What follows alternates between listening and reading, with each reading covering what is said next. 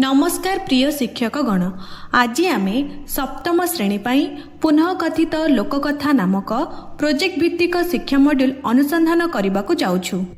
एही प्रोजेक्ट माध्यम छात्र छात्री माने एही अग्रणी प्रश्नर अनुसंधान करिवे।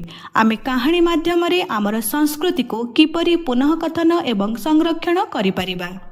छात्र छात्री माने एही प्रोजेक्ट को करिबा पई 4 दिन धरी प्रतिदिन स्कूल रे 40 मिनिट एवं स्कूल शेष हेबा परे 15 मिनिट समय व्यतीत करिवे।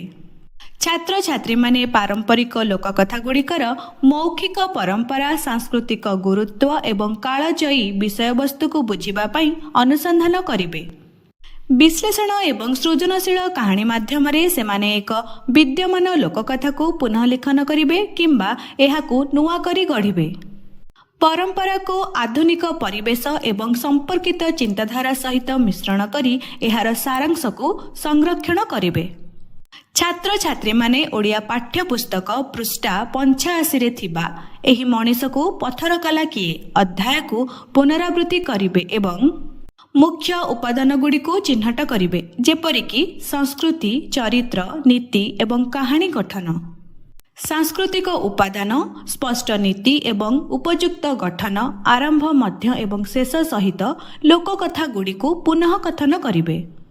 वर्णना को समृद्ध करिबा पई 5 ରୁ 6टी नूतन शब्द सामिल करिवे। छात्र छात्री माने मध्य एथिसह किछि गुरुत्वपूर्ण 21st सेंचुरी स्किल्स विकास करिवे, यथा क्रिटिकल थिंकिंग, कम्युनिकेशन, कोलाबोरेशन एवं क्रिएटिविटी।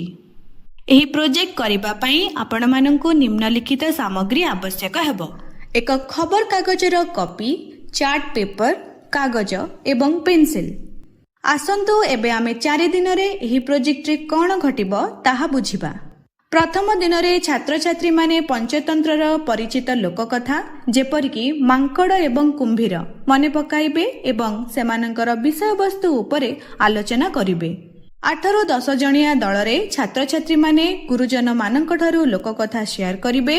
सांस्कृतिक गुरुत्व, कहानी एवं जादू भली प्रमुख उपादान गुडी को चिन्हट करिवे एवं पार्थक्य गुडी को लक्ष्य करिवे।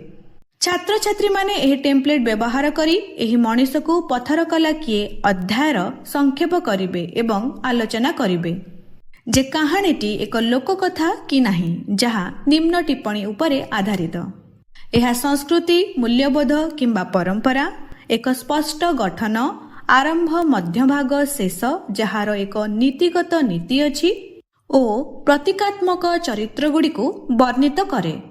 द्वितीय दिन रे छात्र छात्री माने सेमानंकर लोककथा पाई 2 ରୁ 3टी सांस्कृतिक उपादान बाछिबे। सेमानंकर कहानी, सांस्कृतिक गुरुत्व को संशोधन करिबा सहित सेटिंग, चरित्र किंबा घटना माध्यम रे सेमानंकु किपरि प्रतिनिधित्व करिवे ताहा निष्पत्ति नेबे।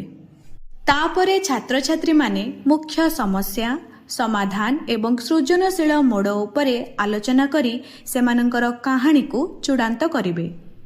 एक ग्राफिक ऑर्गेनाइजर यथा आरंभ, समस्या, शेष, परिवर्तन व्यवहार करी आधुनिक अनुकूलन, दृष्टिकोण किंबा जादूकरी उपादान गुडी को गठन करिवे।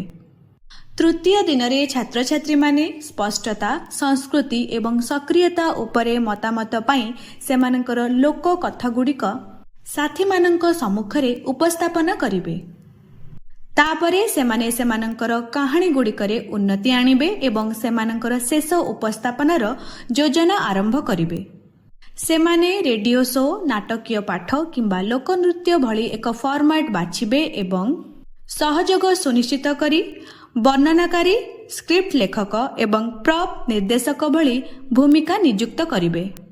चतुर्थ दिन रे छात्र छात्री माने नाटकीय पाठ, नृत्य किंबा रेडियो कार्यक्रम माध्यम रे कहानी कथन को सुधारिबा पाई शीघ्र आरंभ करिवे। दल गुड़िक दर्शकंक सहभागिता एवं सांस्कृतिक उपादान गुड़िक उपरे ध्यान देई सेमानंकर लोककथा उपस्थापन करिवे एवं तापरे सहपाठी एवं शिक्षक गठनमूलक मतामत देबे। शेषरे छात्र छात्री माने निम्नलिखित प्रश्न गुड़िक उपरे चिंतन करिवे। आपणकर लोककथा सृष्टि एवं उपस्थापन करिबारे आपण केउथिरे सबुठारु अधिक उपभोग करिथिले? आपण कोन कोनसी लोककथा चरित्र सहित जड़ित ଯଦି ହଁ ତେବେ କିଏ ଏବଂ କାହିଁକି? ଏକ ଲୋକକଥା ଲେଖିବାରେ ସବୁଠାରୁ ଅଧିକ କଠିନ ଅଂଶ କ'ଣ ଥିଲା? ଏହି ପ୍ରୋଜେକ୍ଟ ଆପଣଙ୍କର ସାଂସ୍କୃତିକ ବୁଝାମଣାକୁ କିପରି ସୁଦୃଢ଼ କରିଛି? ଆପଣ ଏହି ପରମ୍ପରାଗୁଡ଼ିକୁ କିପରି ସଂରକ୍ଷଣ ଏବଂ ସେୟାର କରିବେ? ଆପଣଙ୍କ ଛାତ୍ରଛାତ୍ରୀମାନଙ୍କର ଶିକ୍ଷଣ ସ୍ତର ଉପରେ ଆଧାର କରି ଆପଣ ପାଠ୍ୟ ଯୋଜନାକୁ ସଜାଡ଼ି ପାରନ୍ତି। ପାଠ୍ୟ ଯୋଜନାର ବିଭିନ୍ନ ଟିପ୍ସ, ଅତିରିକ୍ତ କାର୍ଯ୍ୟକଳାପ ଏବଂ ସରଳୀକରଣ ପାଇଁ ପରିବର୍ତ୍ତନ ବିଭାଗଗୁଡ଼ିକୁ ଅନୁସରଣ କରନ୍ତୁ। ସୃଜନଶୀଳ ହୁଅନ୍ତୁ, କିନ୍ତୁ ନିଶ୍ଚିତ କରନ୍ତୁ ଯେ ସମସ୍ତ ତାଲିକାଭୁକ୍ତ କାର୍ଯ୍ୟକଳାପକୁ ଅନୁସରଣ କରି ପ୍ରୋଜେକ୍ଟର ଆଭିମୁଖ୍ୟ ଅକ୍ଷୁଣ୍ଣ ରହିବ, ଯେହେତୁ ଏହା ପରସ୍ପର ସହିତ ସଂଯୋଗରେ ନିର୍ମାଣ ହେଉଛି। ପ୍ରୋଜେକ୍ଟ ସମାପ୍ତ ହେବା ପରେ ପ୍ରଦର୍ଶନ କରୁଥିବା ସମୟର ଛାତ୍ରଛାତ୍ରୀମାନଙ୍କ ଫଟୋ ସଂଗ୍ରହ କରନ୍ତୁ ଏବଂ ସପ୍ତାହର ଶେଷରେ ଦିଆଯାଇଥିବା ଗୁଗଲ ଫର୍ମରେ ଅପଲୋଡ୍ କରନ୍ତୁ। ଆମର ହ୍ୱାଟ୍ସଆପ୍ ଗ୍ରୁପରେ ମଧ୍ୟ ଛାତ୍ରଛାତ୍ରୀମାନଙ୍କ ପ୍ରେରଣାଦାୟକ ଏବଂ ଜୀବନ୍ତ ଫଟୋ ଦେବାକୁ ଭୁଲନ୍ତୁ ନାହିଁ। ଆପଣଙ୍କ ଛାତ୍ରଛାତ୍ରୀମାନଙ୍କୁ ବିକଶିତ ହେଉଥିବାର ଦେଖି ଆମେ ଉତ୍ସାହିତ। ସମୟ ଏବଂ ସମର୍ଥନ ସହିତ ଆପଣ ସେମାନଙ୍କୁ ଯୋଗଦାନ କରୁଥିବା ଏବଂ ଅଧିକ ଶିଖିବା ପାଇଁ ଅନୁସନ୍ଧାନ କରୁଥିବାର ଦେଖିବେ। PBLର ଏକ ଅଂଶ ହେବା ପାଇଁ ଧନ୍ୟବାଦ। ପରବର୍ତ୍ତୀ ସମୟରେ ଦେଖାହେବ।